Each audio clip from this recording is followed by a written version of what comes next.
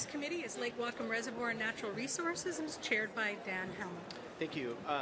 With me today on the committee are Council Members Borneman and Knutson. We have one item before us today, and that is a report from the February 2nd, 2016 Lake Whatcom Policy Group meeting.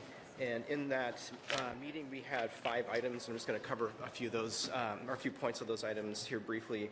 First item was the city water treatment plant upgrade impacts and mitigation. The city staff provided information on the planned upgrade of the city's water treatment facility in Whatcom Falls Park. The upgrade will assist the city in managing water flows into the plant and help stabilize treatment processes. Peak demand has decreased from 18 to 20 million gallons a day down to 13 or 14 million gallons per day. As the less water flows through the system, disinfectant byproducts can build up as water moves through the pipes towards end users. Although such byproducts remain well below federal standards, they have been on an upward trajectory in recent years. Total cost for installing the new system will be around $16 million. Outreach and permitting begins February, well, this month in 2016. Construction July 2016 through February 18th, with completion on March 2018, or during March 2018. Second item was a brief update on the state AIS program. City staff provided an update on recent developments that may affect the state's aquatic invasive species prevention program.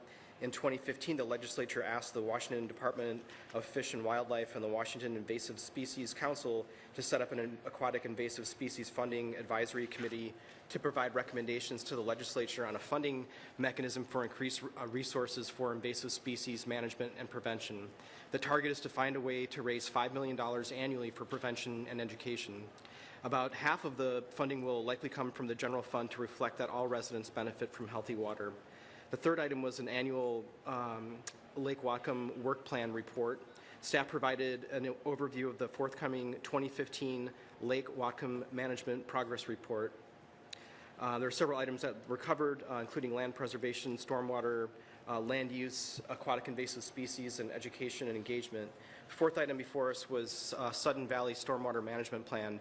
And Sudden Valley has worked with Wilson Engineering over the past year to update its stormwater management plan.